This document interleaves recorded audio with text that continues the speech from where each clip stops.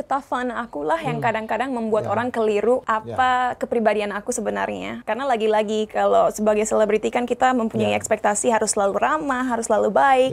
Tapi aku memilih menunjukkan orang apa yang aku rasakan di saat itu. Kalau lagi bete atau lagi nggak mau ngobrol, ya udah aku nggak akan paksain untuk hai, apa kabar? You know, I'm just gonna be myself because that's human.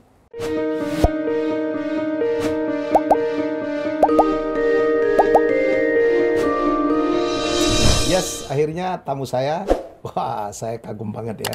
Anak muda, cantik, tapi ada isinya gitu. Selama ini kita kalau cantik kadang-kadang isinya gimana ya, ini isinya penuh banget. Cinta Laura sudah ada di studio. Halo, selamat pagi. Hi everyone. Terima kasih Aku gak nyangka kalau komplimennya. Cinta tuh kecil gitu.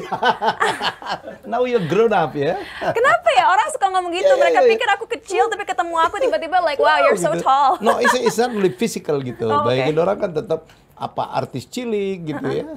I don't know. That's my impression. Tapi saya nonton Luna loh. Woi. Nonton Scandal 2.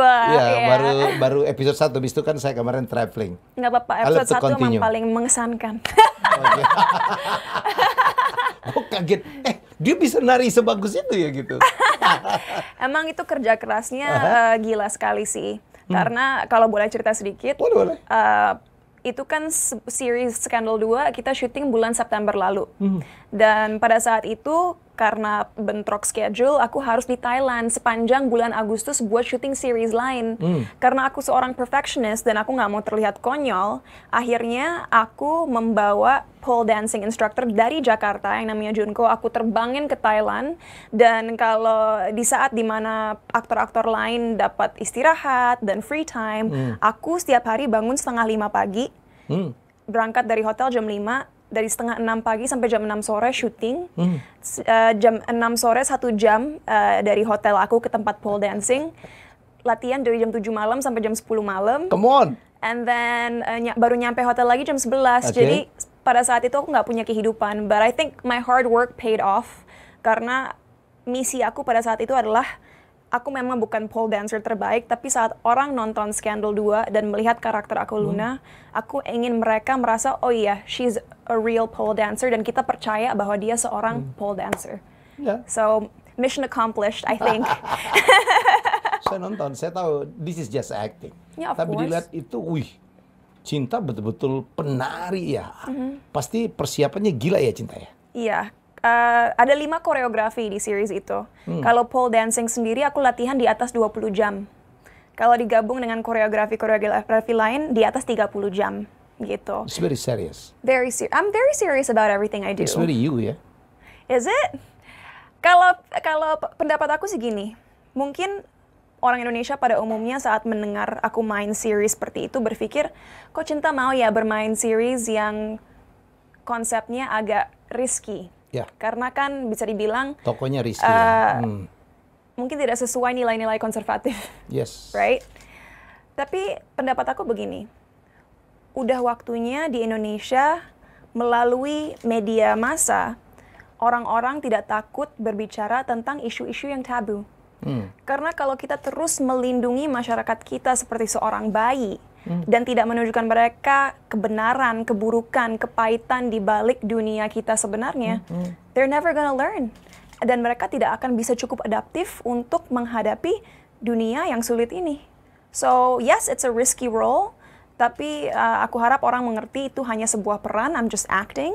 Dan aku harap series ini bisa membuka conversation ke depannya akan dunia malam yang tentunya banyak keburukan dan harus diatasi dengan benar dari sudut pandang hukum. Gitu. Saya baru nonton episode 1 Cinta, penari ya di situ dekat banget dengan prostitusi ya.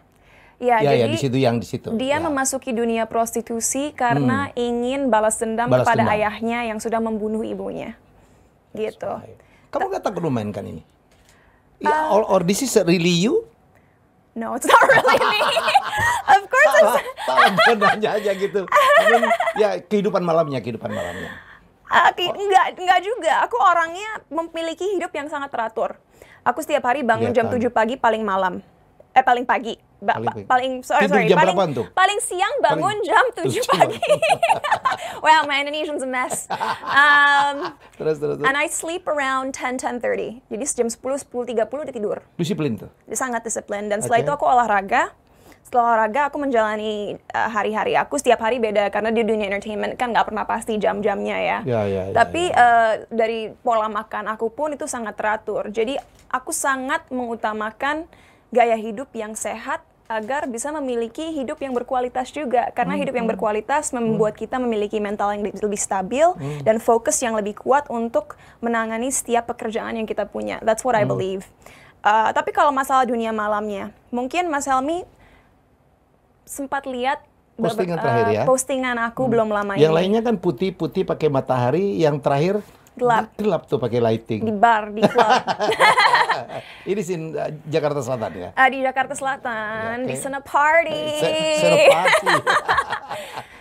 Jujur, ada alasan kenapa aku untuk pertama kalinya ngeposting diri aku di sebuah club bar.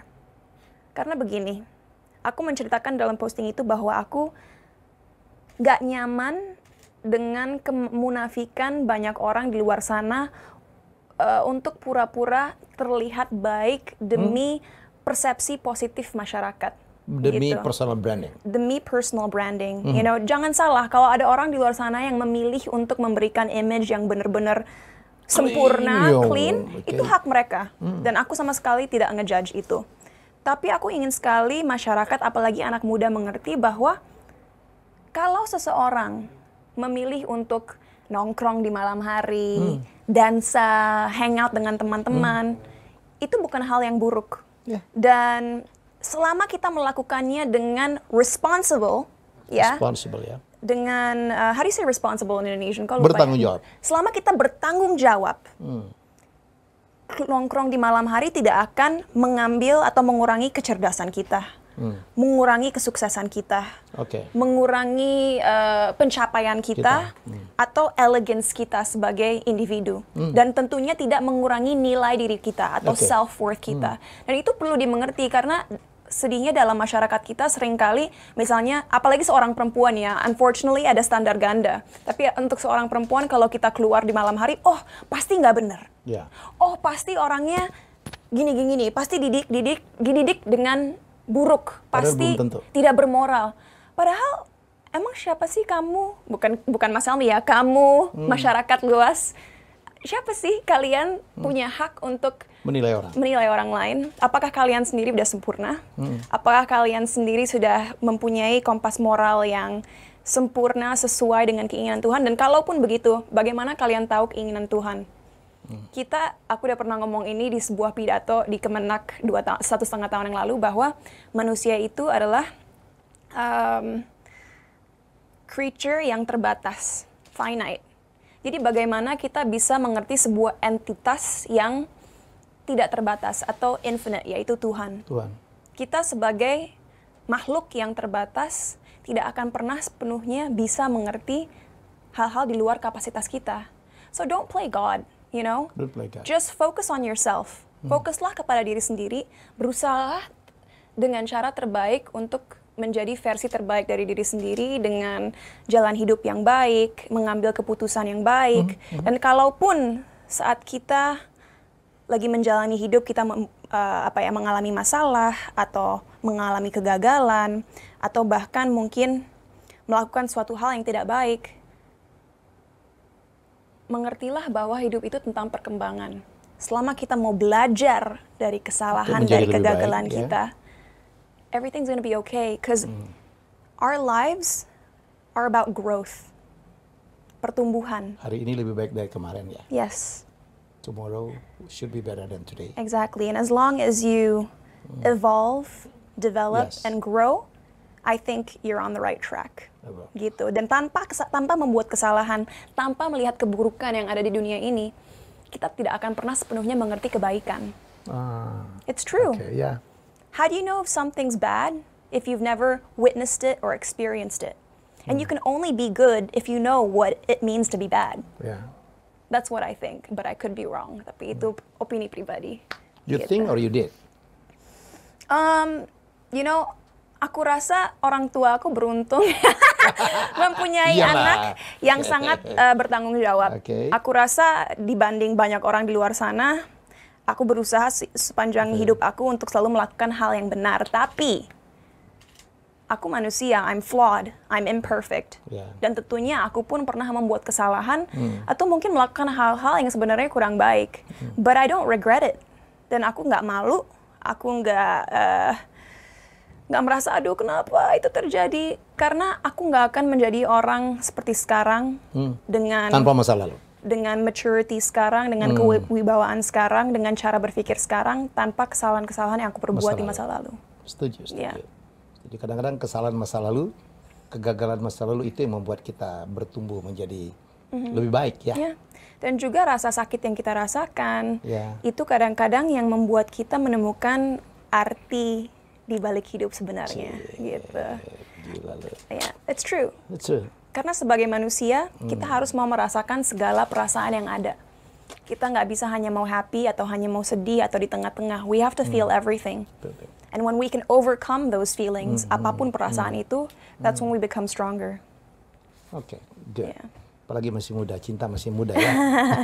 Yang penting terus berevolusi untuk menjadi yang lebih baik. Oke, kembali ke postingan yang kehidupan malam itu, Cinta. Apakah Cinta mengatakan bahwa captionnya, wow, saya tadi baca, gila ini. Cinta nggak suka banget dengan apa kemunafikan ya, Yeah. hipokrit gitu. Yeah. You hate it. I hate hypocrisy, yeah. Karena, oh you wanna know why? Sure, Apakah sure. itu yang mau ditanyakan? Sure. Aku tidak suka kemunafikan karena aku ingat saat aku memulai karir aku dulu di usia 12 tahun, aku tidak dibiarkan merasakan jadi anak-anak atau remaja sepenuhnya. Aku selalu dikasih tahu, oh di depan kamera nggak boleh gini, di depan orang nggak boleh gitu. Pokoknya jangan pernah melakukan ini. Jadi aku selalu merasakan kegelisahan karena aku takut membuat kesalahan. Gitu. Dan aku rasa bagian dari menjadi seseorang remaja atau anak-anak adalah membuat kesalahan dan mencari pengalaman. Ya. Saking aku ketakutan akan apa yang orang pikir, aku jadi menjadi sosok yang sangat tertutup, menjadi sosok yang perfectionist secara buruk, dalam arti aku selalu ingin terlihat sempurna di depan orang. And it's okay to want to be the best version of yourself, tapi kalau journey dalam kesempurnaan itu malahan membuat kita tidak bisa menjadi orang yang kreatif, yang inovatif, dan takut mengambil resiko, menurut aku itu membuat kita malahan terbatas dalam perkembangan kita, gitu. And I hated that I had to be. Aku nggak mau bilang I was fake karena enggak. Aku selalu menjadi diri aku sendiri. Tapi tidak bisa menjadi diri aku sendiri sepenuhnya. Oke. Gitu. And aku melihat banyak public figure di negara ini, laki-laki maupun perempuan, mereka pun berusaha memberikan image bagaikan seorang permaisuri gitu, atau bagaikan seorang malaikat yang tidak pernah membuat kesalahan atau melakukan hal-hal yang dianggap kurang baik. And that's not real life. That's not being human. To err is human ya. Itu yes. To err is human. To err is human. Berbuat keliru itu adalah manusiawi. Iya. Tapi itu kadang-kadang ya karena kita selebriti ya, kita inspirasi, kita tidak boleh bikin salah karena mungkin akan mempengaruhi orang-orang yang kagum dengan kita. What do you think? Tapi menurut Mas Helmi bukanlah sebuah contoh yang baik jika kita sebagai public figure juga bisa menunjukkan bahwa dari kesalahan kita menjadi lebih baik. Wow. Oke. Setuju saya. Setuju. Malahan itu menurut aku akan membuat masyarakat tidak takut saat mereka membuat kesalahan, selama mereka menyadari bahwa mereka bisa belajar dari kesalahan itu dan mengambil keputusan yang lebih baik di masa depan. Nggak ada manusia yang sempurna. No. Pasti ada sisi lain, sisi gelap dari seseorang. Setuju ya, Cinta? Absolutely. Saya nggak akan nanya sisi gelapnya Cinta. Kecuali mau cerita sendiri gitu. Okay. I'm pretty straightforward, I'm not gonna lie. Aku ngerasa orang yang kenal aku tahu aku orangnya banget gitu. Apa sih?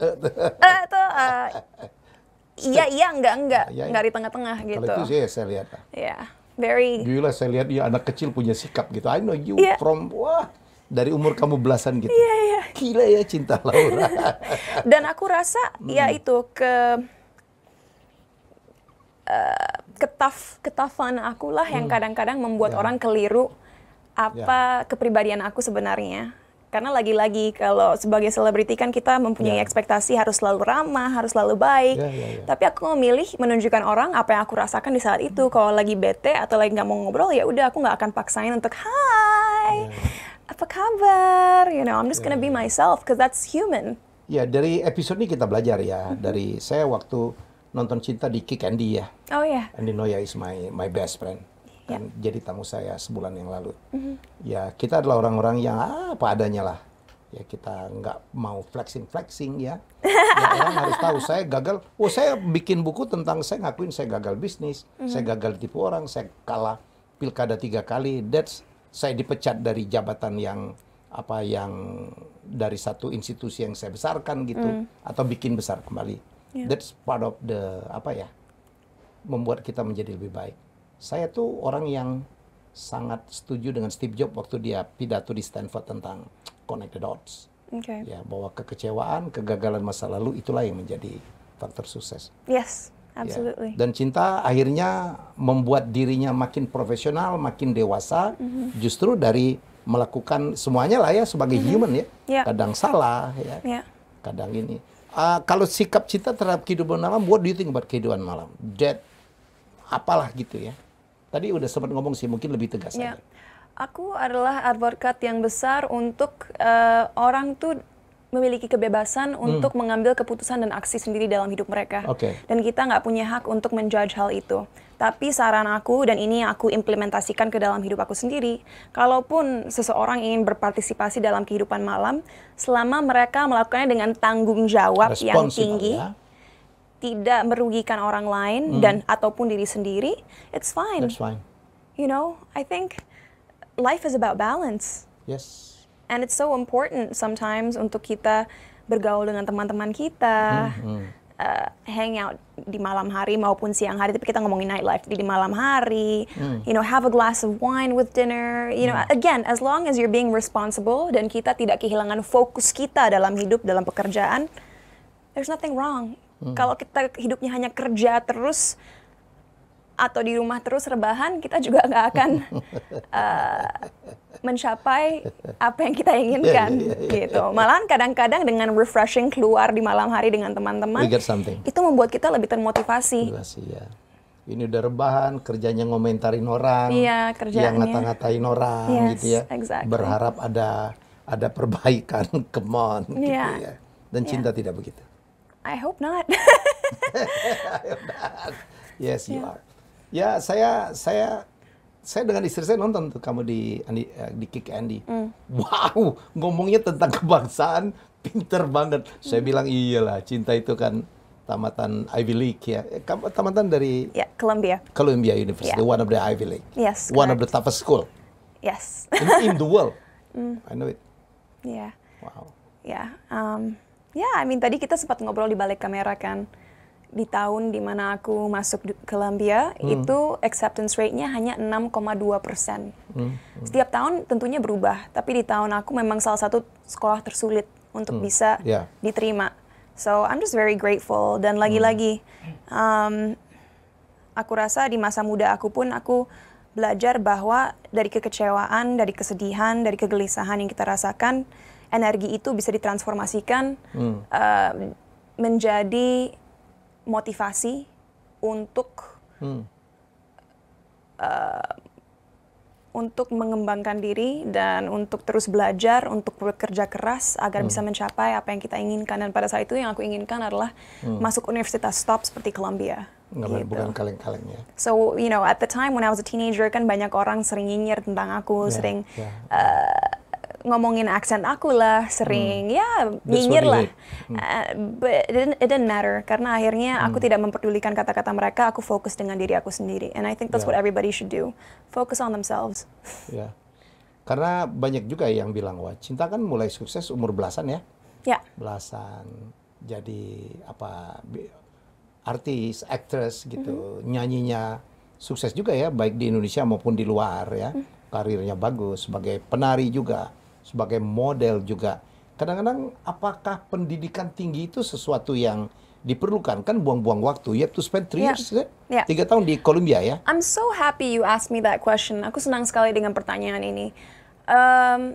Tentunya aku sangat nge-push anak muda minimal selesai SMA ya, itu pasti. Please, if you're capable, go to school until you complete high school. Bachelor's pun, alias S1, aku sangat merekomendasikan. Kenapa? Karena keunggulan terbesar yang kita dapatkan dari S1 adalah belajar berpikir. Exactly. I don't remember the classes that I went to. I don't remember what my professor said. I'm being honest. Lagi-lagi, I don't want to be a hypocrite. Aku nggak mau munafik. Aku nggak ingat profesor aku ngomongin apa. Jangan nama profesor kamu udah nggak ingat juga ya? Beberapa masih ingat. Tapi hal yang terbaik yang aku pelajari adalah satu, cara berpikir. Yes. Efisiensi berpikir. Jadi berpikir dengan cepat. So heuristics. Oke. Dan ketiga, berinteraksi dengan orang-orang berbeda. Setuju. And that's important. Dalam sektor apapun, kita harus bisa berinteraksi dengan siapapun. Dan berkomunikasi dengan jelas. So those 3 things has really helped me throughout life. Dan kalau teman-teman yang nonton ini punya kesempatan, aku merekomendasikan S1. Nah, S2, minimal PhD, dan seterusnya. Ini kita bisa berargumen nih di sini. Jika seseorang ingin menjadi dokter atau sesuatu yang membutuhkan spesialisasi, tentunya menurut aku penting untuk melanjutkan ke S2 dan selanjutnya. Jika seseorang memiliki passion dalam belajar, lagi-lagi go ahead S2 dan seterusnya. Tapi yang aku tidak suka, apalagi aku melihat ini di negara kita, adalah kadang-kadang seseorang dipandang lebih tinggi hanya karena memiliki berbagai gelar. Tentunya, aku sangat mengapresiasi dan menghormati orang yang sudah bisa sukses dalam academics-nya dan bisa mendapatkan banyak gelar. Of course, that's amazing, that's great. Tapi hal tersebut tidak membuat orang tersebut di atas orang lain yang mungkin hanya memiliki S1. Itu pandangan aku, gitu. Karena kadang-kadang aku melihat banyak orang di sini juga mempunyai banyak gelar hanya demi image demi prestige, demi pujian publik, gitu. Dan lagi-lagi, itu pilihan hidup mereka, kita nggak boleh judge. Cuman harapan aku ke depannya adalah masyarakat kita dapat menyadari bahwa seseorang tetap memiliki value yang tinggi dan tetap layak dihormati berapapun gelar yang dia miliki. Dan sebuah gelar tidak menggaranti kesuksesan atau kontribusi orang tersebut terhadap komunitasnya dan negaranya. Sekarang dengan teknologi, dengan anak muda semakin pintar, kita melihat bahkan anak SMP pun bisa membuat application sendiri, bisa bisa belajar macam-macam. So learning, kita harus mulai sadar bahwa belajar itu tidak harus selalu melalui sistem yang sudah diajarkan kepada kita selama ini. Bukan berarti harus masuk ke dalam sebuah sekolah, belajar dengan 15 orang lain, diajarkan oleh 1, 2, 3 guru. Learning comes in different ways. Dan kadang-kadang juga perlu diketahui oleh masyarakat bahwa seorang anak yang mungkin nilai-nilai raportnya nggak bagus, bukan berarti dia bodoh. Siapa tahu sistem belajar yang kita miliki tidak cocok dengan dia. Dan siapa tahu anak kecil itu savant, he or she is a savant in art, maybe. Mungkin punya talenta-talenta lain yang tidak ada barometer, diujikan di kelas, tidak ada barometer evaluasinya dalam sistem sekolah yang kita miliki. Gitu. Kita tidak mungkin mengukur kemampuan manjat pohon seekor ikan misalnya ya. Exactly. Orang dia jagonya berenang, tidak pernah dites. Exactly. Wow. Banyak juga ya orang udah sibuk itu asal sekolah ya, dia nyari sekolah, yang penting gue sarjana. Tapi cinta kan tidak, cinta masuk Ivy League. Wow, itu kan harus konsentrasi penuh ya. Saya tahu banget. Kamu buang waktu lah, quote unquote ya, untuk pause gitu ya dari kegiatan-kegiatan keartisan gitu untuk kuliah. Saya pikir kalau di Columbia kamu nggak bisa main-main kuliahnya ya. Nggak bisa main-main, tapi lagi-lagi dengan time management yang baik, aku rasa kehidupan yang seimbang tetap memungkinkan. Karena buktinya aku lulus dari Columbia dalam 3 tahun di usia 20 tahun. Wow. Jadi usia Itu 20. usia lebih cepat dong ya? Yes, 1,5 tahun lebih cepat. Gitu. Biasanya cenderung kan orang graduate dari bachelor's 22 gitu. So I was 20. But anyway, that's not the point. Karena lagi-lagi bukan soal kecepatan, ya. Tapi walaupun apa yang aku pelajari nggak ada hubungannya dengan industri di mana aku bekerja, Cinta ngambil apa aja? Boleh kalau saya psychology dan German literature. German literature. Jerman. Because you are German. Because my dad's German dan aku ingin bisa membaca teks-teks influential dalam bahasa aslinya. Gitu. Tapi percayalah itu ada yang Cinta bilang kadang-kadang ilmunya ya. Saya akuntan, namanya akuntan, tapi orang lihat saya bekerja di industri kreatif. Hey, industri kreatif saya cukup survive, bertahan, sustainable because I'm an accountant. Ya, waktu di Amerika, bayangin saya lulusan STAN, udah jadi dosen akuntansi di sana, harus belajar akuntansi. Ngulang Cinta. Kadang-kadang ilmu akuntansi di Indonesia lebih tinggi daripada di Amerika. I'm sure. Tapi saya setuju. What I learn, bagaimana proses belajar mengajar, dosen tidak pernah terlambat, nilainya 2 hari ujian langsung nempel, dan belajar kehidupan orang Amerika, dan juga kan banyak orang-orang dari Perancis, dari Colombia. We learn about many aspect. Itu yang saya pikir yang kita dapat dari pendidikan di Amerika, betul ya? Ya, absolutely. Dan membuat kita lebih adaptif juga dan lebih berani. Kan sering sekali aku suka berpikir ke diri aku sendiri. Sebenarnya di Indonesia, kalau kita ngomongin industri kreatif, banyak sekali orang yang smart. Banyak sekali orang yang memiliki kualifikasi yang tinggi. Tapi kenapa mereka tidak berani berbicara soal isu-isu yang ada di negara ini? Karena dalam budaya kita, kita sudah diajarkan dari kecil untuk nggak enakan, itu pertama. Betul. Kedua, untuk harus mendapatkan approval teman-teman, approval komunitas kita. Kita takut untuk dibenci. Kita takut untuk memulai kontroversi, kita takut untuk konfrontasi. I'm not scared of being confrontational. You know, kayak waktu aku di acara Kick Andy kemarin dan ngomongin kebangsaan, aku yakin di luar sana banyak yang ngomong, Nak kecil gitu. But I know I'm speaking my truth, dan sumbernya adalah cinta. Aku bukan berusaha menyebarkan kebencian atau menjatuhkan siapapun. It comes from a place of love because I care about this country. Dan itu perbedaannya orang-orang yang berkoar-koar di luar sana, tapi niatnya adalah mengecilkan, merendahkan, dan menjatuhkan satu sama lain, dan orang-orang yang berjuang untuk kebaikan agar negara ini bisa live up to its potential, yaitu menjadi negara demokratis yang suatu saat nanti mudah-mudahan jadi leading nation di dunia ini. But that's not possible if people don't want to open their eyes. Ya, setuju. Di sini tuh kayak gitu, kekalahan kita yaitu justru kemampuan ya untuk menyampaikan. Saya kan ngajar kelas komunikasi, Cinta. Orang kita tuh gini, kalau di luar negeri, dia ini nggak ngomong, tapi orang nyampein, wah itu mah nggak bener. Tapi he doesn't speak up, gitu. Itu gue setuju, tapi he doesn't speak up. Atau dengan industri aku atau generasi aku, banyak sekali orang-orang yang sebenarnya setuju dengan pendapat aku atau mungkin punya pendapat sendiri yang dapat mereka komunikasikan. Tapi karena mereka takut akan kehilangan fans atau followers, atau lain sebagainya, mereka akhirnya pilih untuk diam karena mereka pilih thank you. Mereka pilih aman untuk diri mereka sendiri daripada berbicara kebenaran demi masa depan Indonesia. Gitu. Wow. Cinta mau jadi apa ke depan? 5 years from now, 10 years from now? Oh God. What are you gonna be? You know, sering sekali bahkan di Twitter sempat trending Cinta Laura for President 2024. Nggak mungkin banget. Nggak mungkin banget. Tapi that's a joke by the way. But mungkin dia bisa jadi kanselir Jerman mungkin. No, I'm an Indonesian citizen. Nggak mungkin jadi chancellor Jerman. Gitu. Nothing is impossible with your capacity.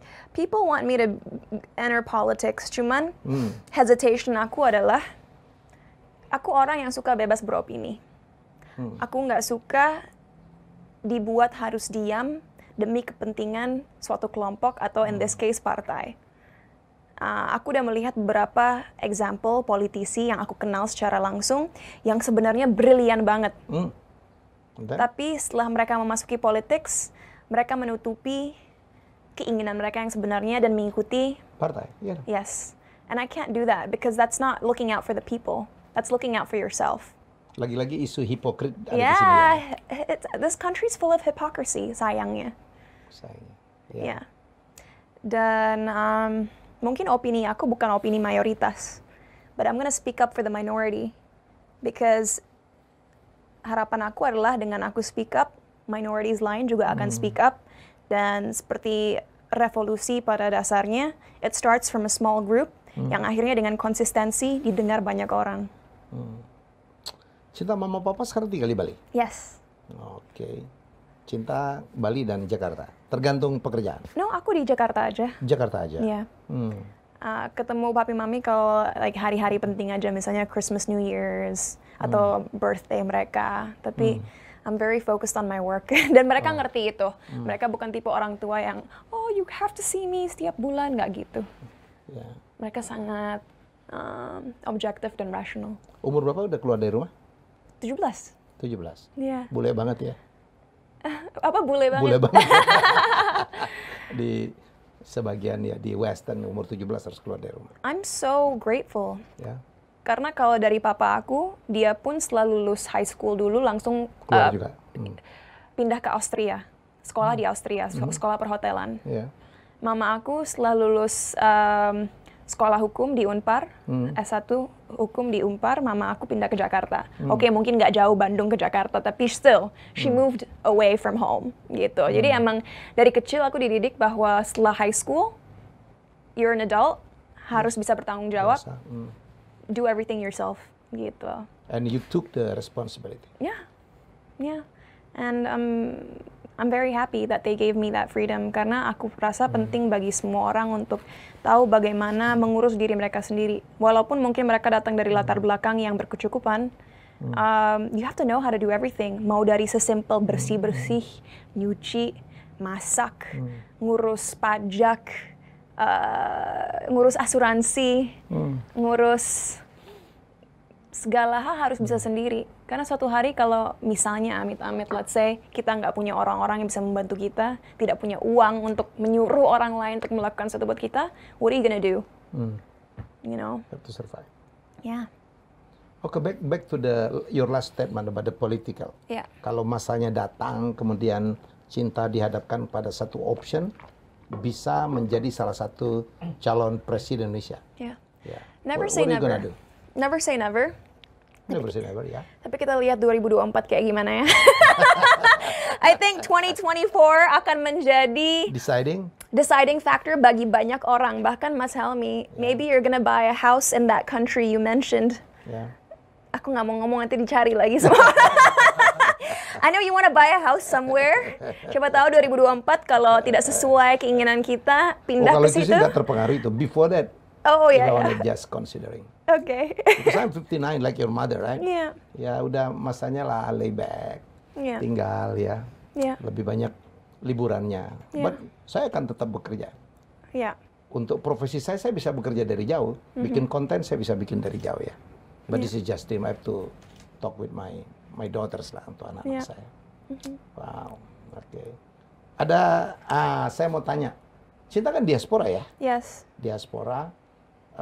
Saya kemarin sempat ngobrol dengan diaspora yang ada di Ottawa dan di Toronto. Right. Ya, wow, banyak sekali orang Indonesia di sana gitu. Dan mereka menyampaikan sesuatu aspirasinya tentang mestinya diaspora tuh di treatment kayak gini. Karena mereka tuh mau berkontribusi itu ya terhadap Indonesia. Tapi kadang-kadang ada aturan-aturan yang tidak memungkinkan mereka bebas untuk melakukan kontribusi. Cinta sebagai diaspora. Oke, mungkin sebelum kita berbicara soal diaspora, kita ngomong aku sebagai anak campur ya. Yes.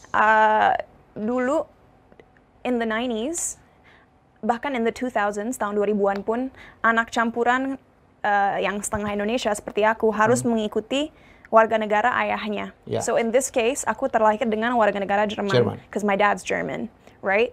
tahun 2006 diperbolehkan oleh Indonesia untuk anak campur punya 2 pasport sampai umur 21 tahun. So mulai 2006 aku punya 2 pasport, ya.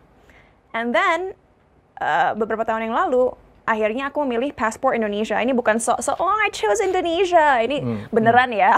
Okay. Like aku nggak takut kalau dicek karena memang aku hanya punya paspor Indonesia. Okay.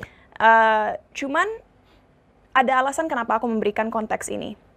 Di Jerman pun sampai tahun 2000 berapa ya? 2000 something lah. Juga anak campuran hanya boleh punya 1 paspor. Tapi beberapa tahun terakhir Jerman dan bahkan beberapa negara EU memperbolehkan anak campuran memiliki 2 paspor. Jadi kalau di Jerman, di Belanda, udah boleh tuh anak campuran punya 2 paspor. Di Indonesia belum seperti itu. Yeah. Kenapa aku mention concern aku ini? Karena begini, seumur hidup aku sering ditanya, Cinta, kamu ngerasa Indonesia atau Jerman? Dan pertanyaan itu selalu membuat aku nggak nyaman dan bahkan sedikit marah. Karena yang aku berpikir adalah begini, kalau aku bilang aku lebih ngerasa Indonesia, berarti aku tidak menghargai ayah aku. Kalau aku bilang aku lebih ngerasa Jerman, berarti aku tidak menghargai ibu aku. Yeah. Dan aku adalah perpaduan dari keduanya.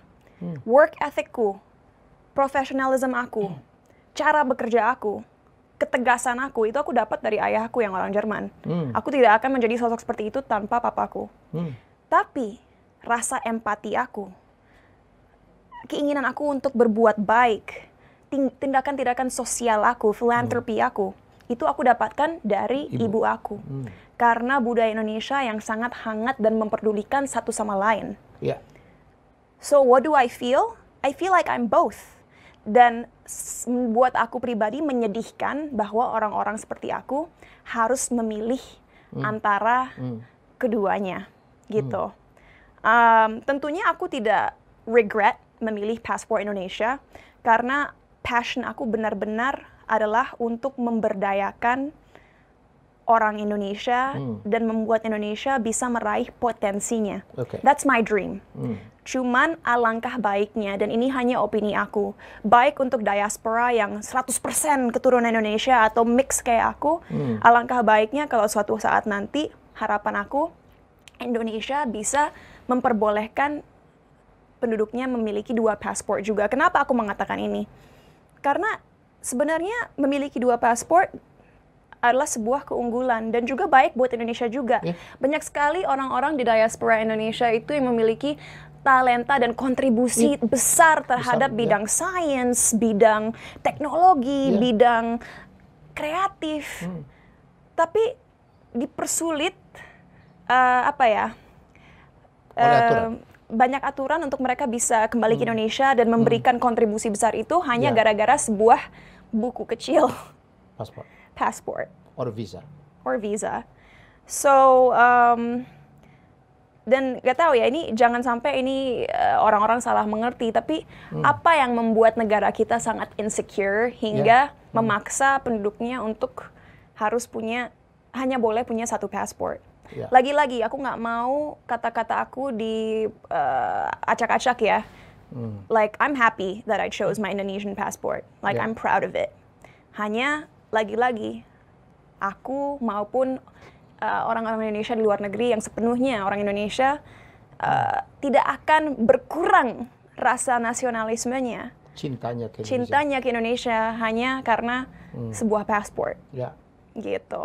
And there's nothing wrong with having 2 passports. Di negara-negara advance pun seperti US, Jerman, Canada, they all allow their citizens to have dual citizenship. So, ini bukan sesuatu kerugian, gitu. Tapi, lagi-lagi, I respect the decision of the Indonesian government. Kalau untuk sekarang mereka merasa lebih baik mempunyai sistem yang mereka punya sekarang, okay. Cuman kita kan boleh bebas berpendapat ya. Dan kita juga tidak menyalahkan atau menjatuhkan siapapun dalam conversation ini. Kita hanya mengatakan bahwa sepertinya kita malahan akan mendapatkan lebih banyak keunggulan dengan membiarkan penduduk kita memiliki dual citizenship. You know, nggak harus dengerin. If they don't want to listen, up to them. But I think, Indonesia bisa lebih lagi dipandang tinggi di mata dunia kalau orang-orang dalam diaspora Indonesia maupun orang-orang campuran apapun itu diberi kesempatan atau diberi kemudahan untuk bisa lebih berkontribusi lagi terhadap negara kita. Wow, setuju banget. Saya Cinta jadi ketemu dengan beberapa diaspora Indonesia, orang-orang Indonesia asli yang kemudian karena kebutuhan, karena hidup yang lebih baik, karena kesempatan bekerja yang lebih baik, penghargaan lebih baik di negeri orang, akhirnya mereka memutuskan untuk ganti warga negara. Tapi cintanya ke Indonesia tidak berkurang. Nah, pada satu saat mereka ingin berkontribusi ke Indonesia, ya, mereka itu kan udah warga negara asing. Visanya kok dikasih 5 tahun gitu. Mereka bilang, udah Pak Helmi, kalau mau dijadiin 2 kewarganegaraan itu undang-undang tuh, sulit. Bisa nggak dikasih visa 10 tahun kayak, seumur hidup kayak gitu. Jadi mereka bisa berkontribusi penuh. Setuju ya Cinta? Diperpanjang. Ya diperpanjang of course.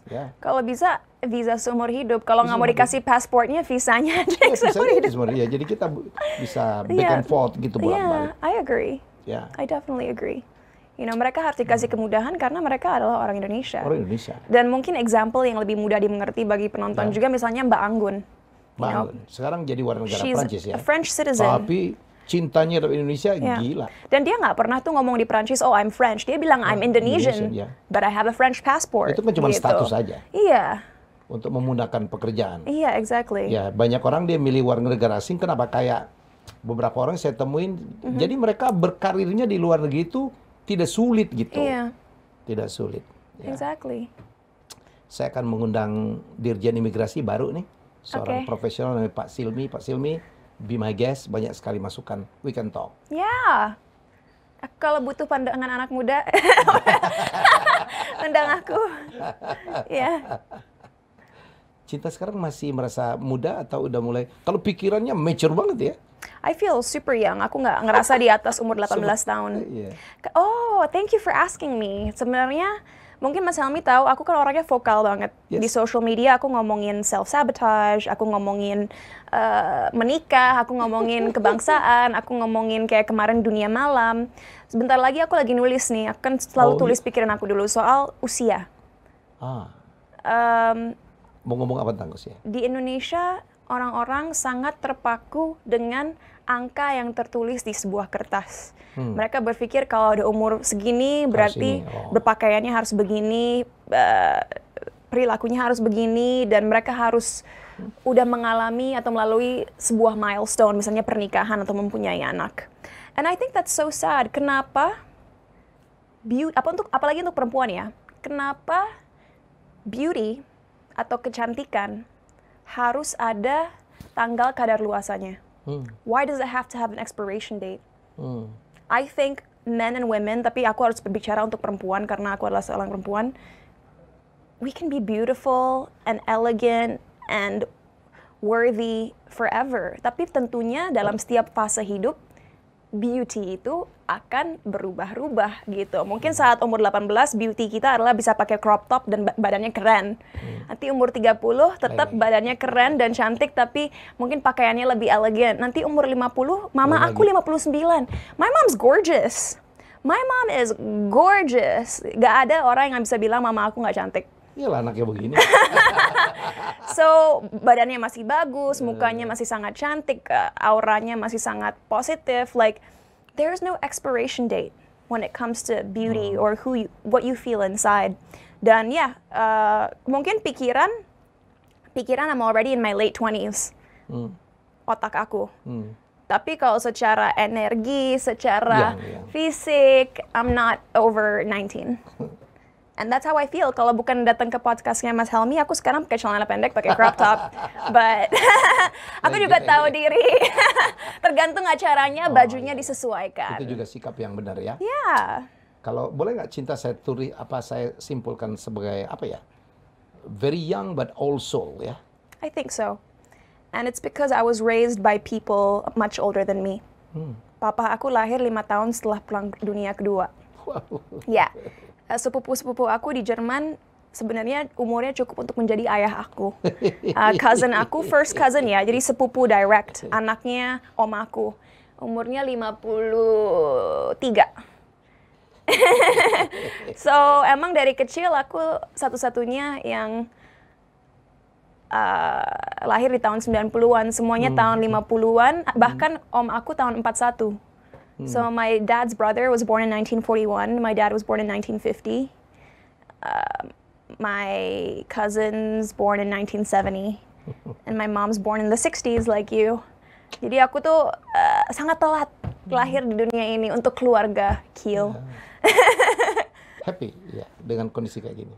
I love it, karena aku bisa melihat cara pandang, cara Yang berpikir berbeda, setiap generasi. Bahkan Indonesia, kalau aku mendengarkan cerita tentang Indonesia saat mama aku tumbuh besar di tahun 60-an, bagaimana kita sangat masih mengapresiasi budaya kita, tapi at the same time merepresentasikan diri sendiri secara moderat. It's beautiful. Okay. Gitu. Cinta, this is my last question. Apa yang Cinta sharing ya? Kalau sarankan kayaknya tua banget atau nasihatin tua banget tentang bagaimana seharusnya anak muda gitu ngadepin sekarang Indonesia. Tahun ini udah masuk tahun politik, tahun depan heavier in politik. Gimana? Bagaimana menghadapinya? Ya. Politics ya, kita ngomongin politics. Peran anak muda terhadap dunia politik Indonesia. Aku mengerti bahwa salah satu ketakutan terbesar anak muda zaman sekarang, apalagi yang masih di usia belasan bahkan awal 20-an adalah dihakimi atau dipandang buruk oleh rekan-rekan mereka, teman-teman mereka, atau komunitas mereka. I understand there's a lot of pressure to be liked. But also understand bahwa sekarang Gen Z dan milenial muda, bahkan Gen Alpha adalah demografi terbesar negara ini. That's the fact. Jadi secara nggak langsung, suara kita juga paling penting untuk bisa merubah undang-undang atau kondisi-kondisi lain yang kita ingin rubah dalam jangka waktu dekat, gitu. Jadi hal terpenting bagi anak muda adalah, satu, kalian harus mau riset tentang hal-hal yang kalian pedulikan. Kenapa aku bilang research? Karena kita ingin menjadi generasi yang berpikir kritis kan. Jangan baca satu artikel langsung percaya. Jika kita membaca sebuah berita atau menganalisa sebuah informasi, penting kita lihat dari sumber berbeda-beda atau cross-reference analysis. Karena setiap sumber berita, setiap sumber informasi itu memiliki bias. Dan bagaimana kita membuang bias-bias itu adalah ada motif ya. Dengan melihat apa common thread-nya di antara informasi-informasi tersebut. Dari informasi yang kita dapatkan, jangan takut untuk bersuara. Karena lagi-lagi kalau kita bersuara dari sumber kebaikan, dari sumber cinta, demi kebaikan sesama, nggak ada yang perlu ditakutkan. So bagi mau itu mayoritas, minoritas di luar sana, speak up. This is your time. Karena kalau kita tidak speak up, hal-hal buruk akan terus dinormalisasikan. Kalau kita tidak speak up, banyak orang di luar sana yang nggak akan tahu masalah-masalah yang ada. Dan kalau kita tidak speak up, perubahan yang kita inginkan tidak akan terjadi. Karena perubahan tidak akan terjadi dengan diam saja. Yeah. Thank you, Cinta. Thank you. Wow, gua nih yang diceramain hari ini. Ya, to be honest ya, I learn a lot dari anak-anak muda gitu. Ini yang membuat saya, alhamdulillah ya, saya kecap dengan anak muda. Saya kaget banget, subscriber saya 80% anak-anak muda, bukan orang-orang tua gitu. Pegawai saya anak muda ya, saya punya anak-anak juga yang millennials ke bawah generasi alpha. I talk with them. Saya absorb malah, absorb. Ternyata dunia sungguh-sungguh sudah jauh. Apa yang generasi saya pikir benar sekarang belum tentu benar lagi. Ya, bisnis model sudah berubah ya. Apa pikiran-pikiran banyak sekali berubah. Ya, jadilah manusia yang mau melakukan perubahan. Ya, hari ini saya dapat kuliah dari Profesor Will and the Lord. Saya jadi bingung ini mau kasih judulnya apa ya. Semoga banyak yang kita bisa pikirkan. Belajarlah untuk mendapatkan inspirasi perspektif dari sudut yang berbeda. Jangan bahagia selalu mendapat, wah ini gua banget, oh gua setuju banget. Kalau tiap kali kita mendengarkan orang ngomong sesuai dengan kita, artinya kita tidak punya kesempatan untuk improve, betul ya? Yes, correct. Ya, jadi kita justru mendapatkan improvement dari sesuatu perbedaan atau suatu dimensi-dimensi baru. Kita jumpa lagi dengan tamu saya selanjutnya di episode selanjutnya. Thank you, Cinta. Thank you. Perfect. Terima kasih sudah menonton Helmia Bicara. Jangan lupa untuk like, comment, share, dan subscribe.